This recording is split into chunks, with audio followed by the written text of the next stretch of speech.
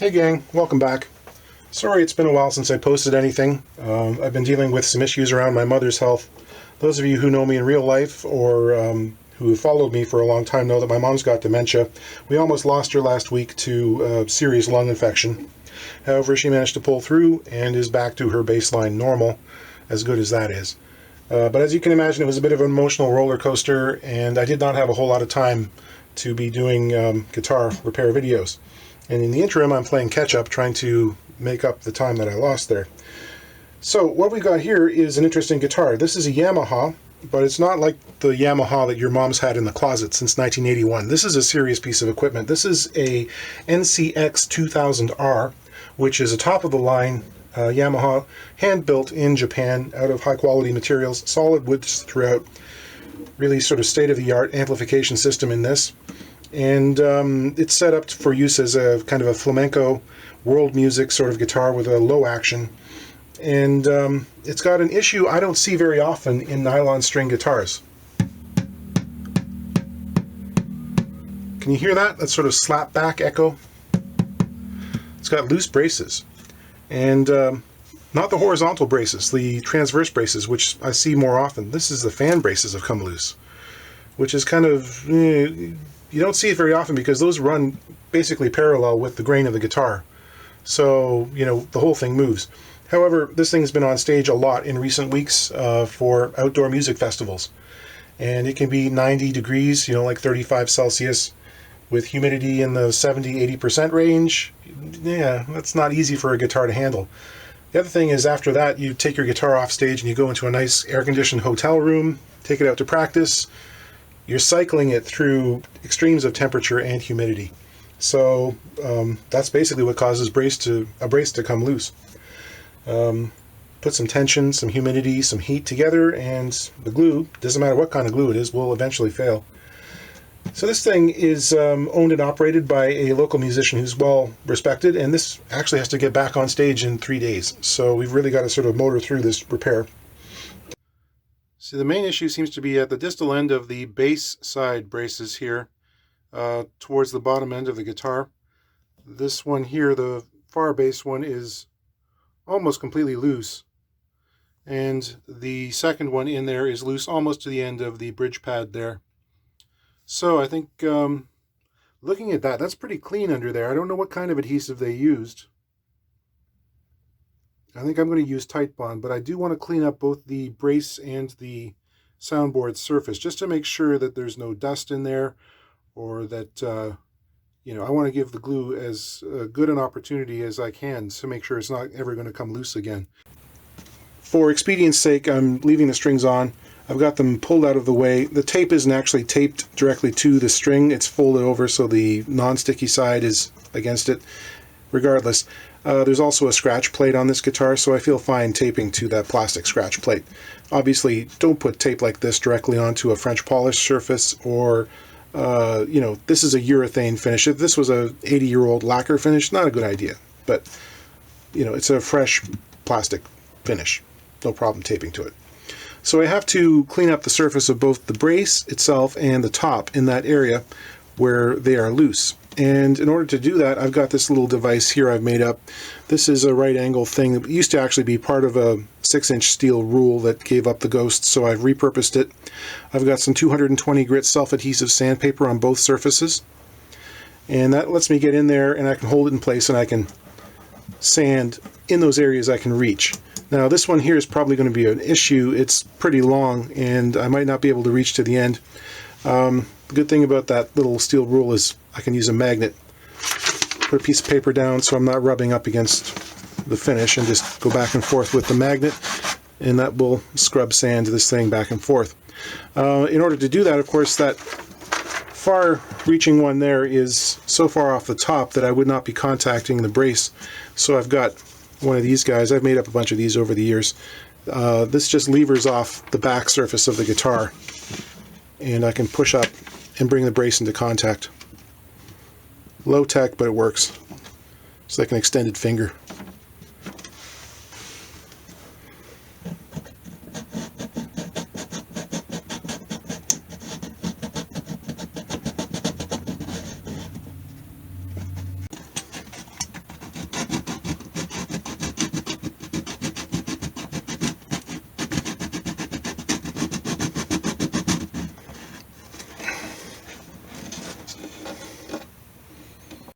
Here's a shot of that jack pushing the brace up into location. Okay, I've got a strip of tape on either side of the first brace here. I'll get in there with some Titebond glue using a little feeler gauge, get it good and gluey. Then I can go in with a dampened paper towel. Set of hemostats lets me reach all the way in there and get along either side of the brace, peel as much of that tape off as I can, and then I can use my deep reach clamps to clamp it down.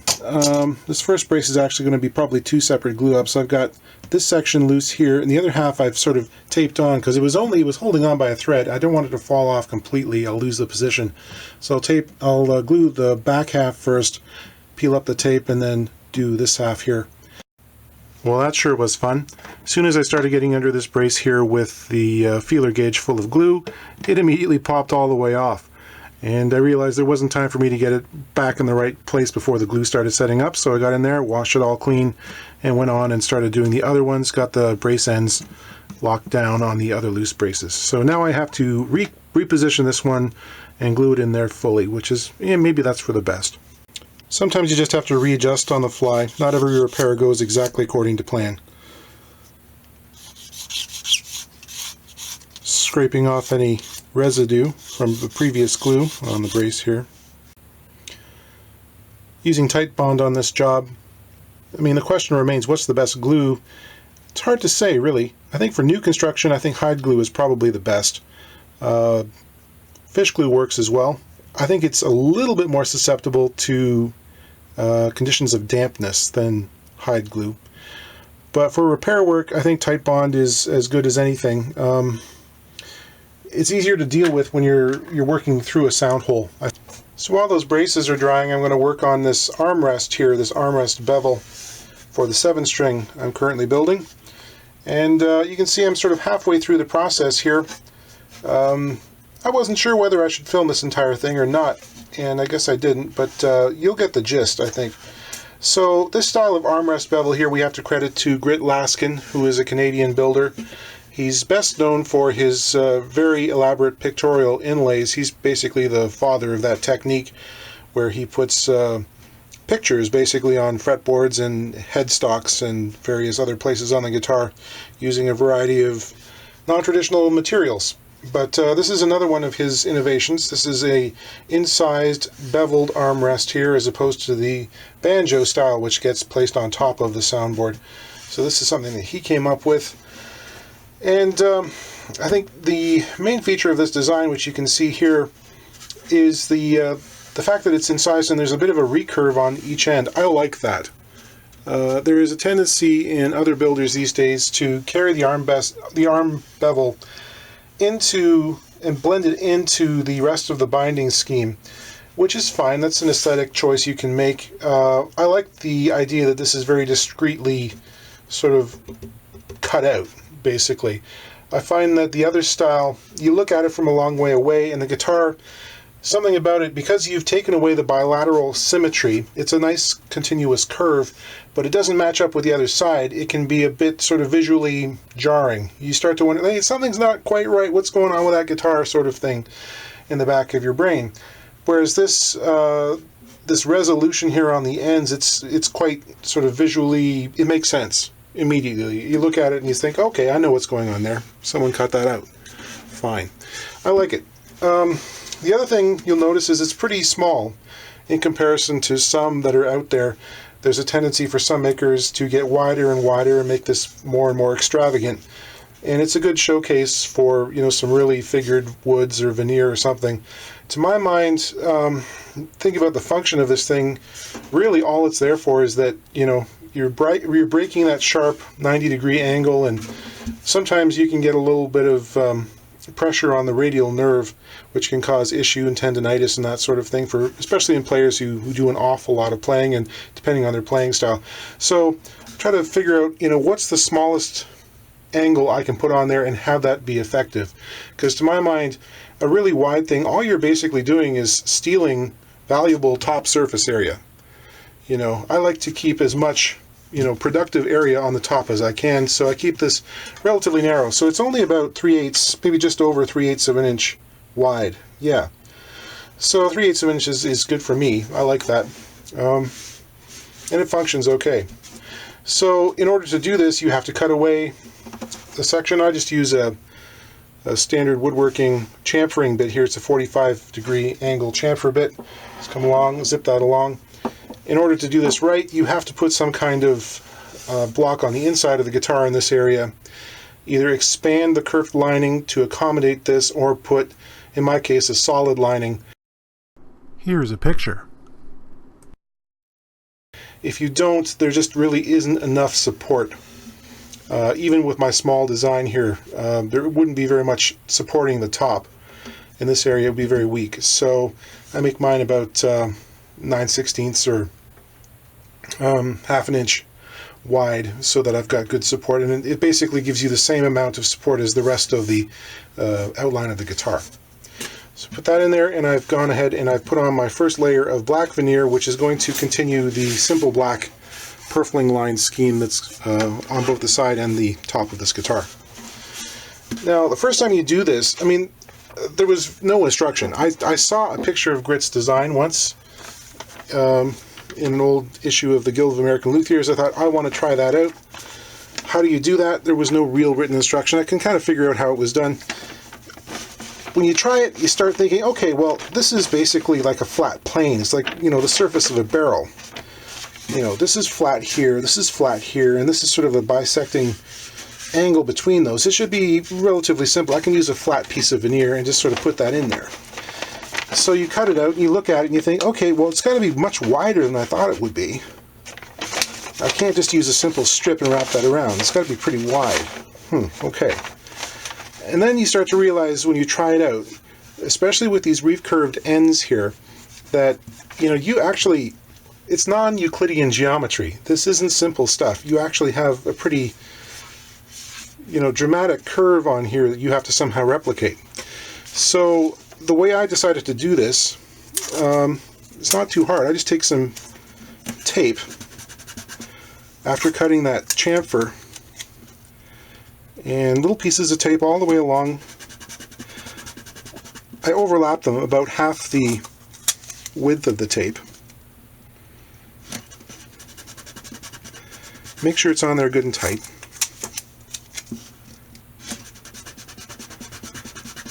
All the way along.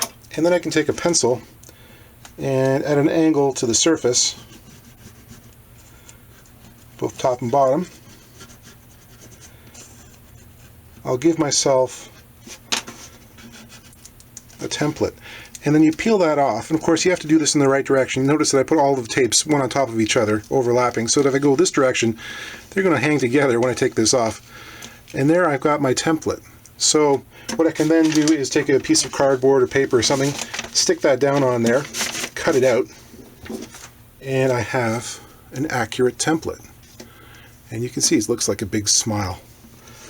And that fits in there just right.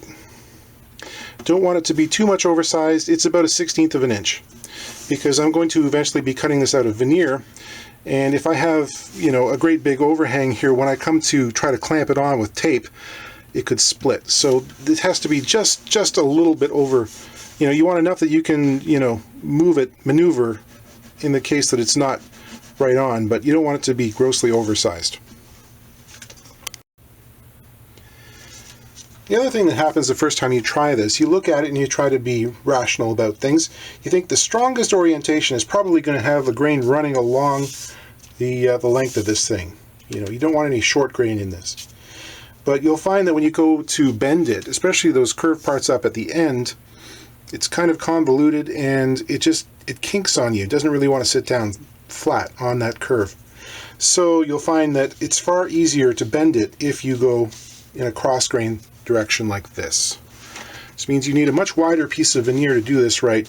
And this crosses at, well, it's not 90 degrees, but it's close to. So this is the way I'm going to cut this out. I've got this nice piece of acacia species. It's curly and matches my binding. So that's what I'm going to do. And again, I'm going to be pretty careful to not go too much oversized. I'm just going to use the pencil line here on either side, and I'm going to cut right to that pencil line. Here's a little subtlety. The pointed ends here, although I've marked them as a point, I've left them wide. They're less fragile and they give you a bit more leeway for positioning when it comes time. Sometimes, just for whatever reason, things shift one way or the other. It's just nice to have a bit of extra at the ends.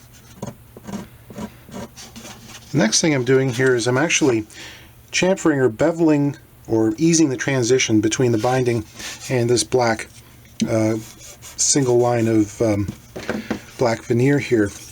What that does is when I come along with this other veneer and go over top, I'm not exposing the black line on the edge, and it's like the purfling will be continuing along in the shape on both sides. If I don't do that, then I'm going to have this black line that runs along the end like this, which although might look fine, I'm just not going to do that this time. I'm going to have the veneer go right into the binding. Okay, I've marked the correct position here with a couple of hash marks on both the veneer and the top, so I know exactly where it's going to be. I'm going to want to start actually gluing and clamping somewhere in the middle here and work my way out towards the ends.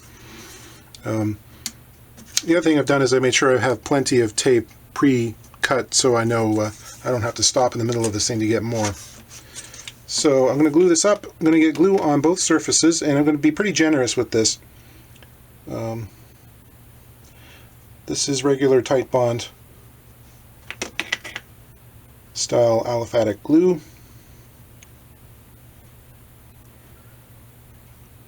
Depending on, the conditions where you are, you might actually want to thin this down a little bit with a little tiny bit of water, just to give you a bit more sort of workable time. And you have to be relatively quick with getting this thing in place too, because again, the veneer is going to absorb water and it's going to want to curl up on you. So don't dilly-dally. Got it on both surfaces. Rid of the glue. Find our spot. Somewhere right about there.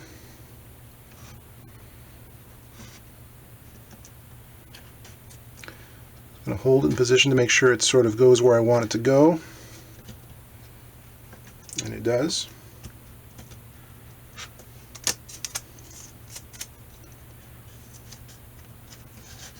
So the first couple of ones I'm not going to push down too hard. This is just going to be positioning.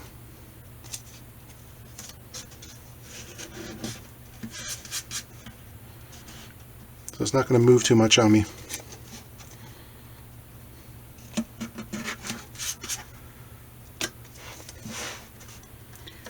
And I want the overlap to be relatively the same both on top and bottom, obviously.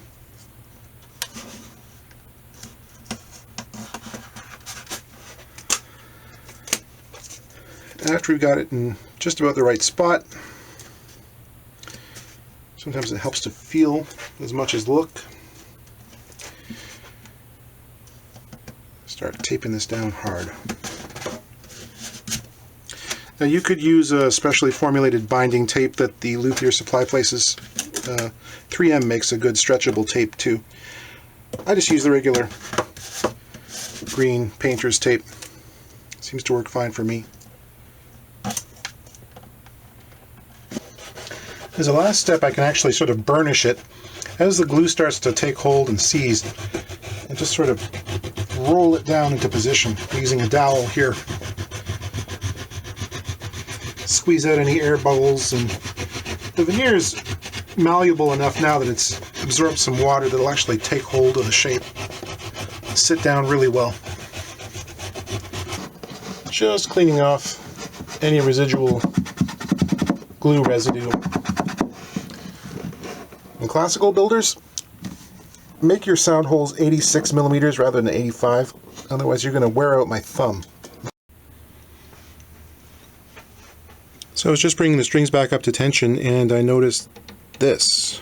That shouldn't be.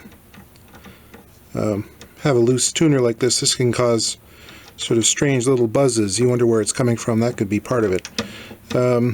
This looks to be a replacement screw.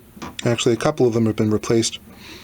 A little bit looser than they should be. The original ones are brass. I don't know whether they fell out at some point or what, but we'll see if we can tighten that up. Maybe not. Took off one of the original ones, you can see that it's significantly shorter, so I'm just going to lop this one off and give us a good snug fit. Much better.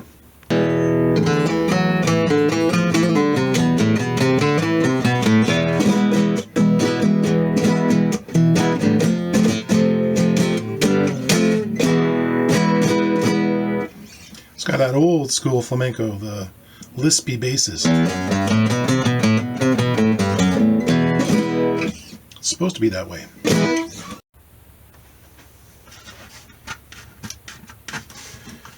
Peeling tape. Be careful when you're dealing with softwoods like this top here. You want to peel it back so it sort of bends over itself and in the direction of the grain. Don't just grab it like this and tear it off, because you'll pull out the growth lines of the spruce.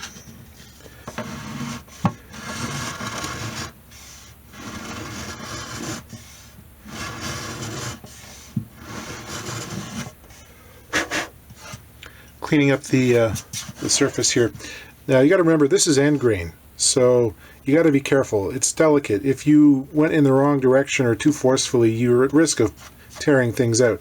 In this case, the grain is actually sloped in this direction slightly, so I'm going to come from this side and move around in this way. Using a block plane to start off with. It's, you know, again, it's a little bit risky, so fine cut, very fine cut. Kind of feel it and sort of watch where that shaving is coming off.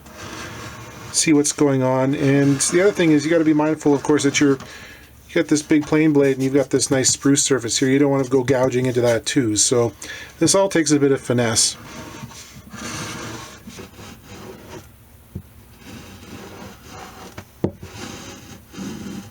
As I get down there, made myself a little depth stop here, just putting a piece of tape over that portion of the blade which kind of rests on the surface of the spruce here.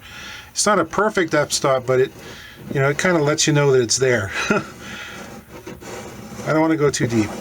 And of course, the goal here is to have the top of the spruce come along and sort of be flush here, so I'm going to end up with a little lip, and I'll expose that black purfling line.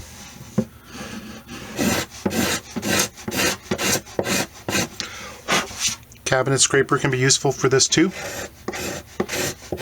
Or if you felt timid, you could use a sanding block.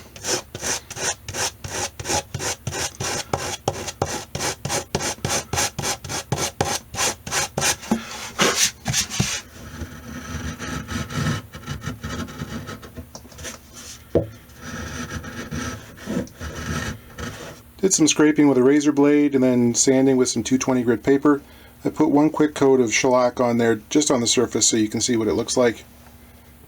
And that's how I do an armrest bevel. Thanks for watching. I will see you again soon.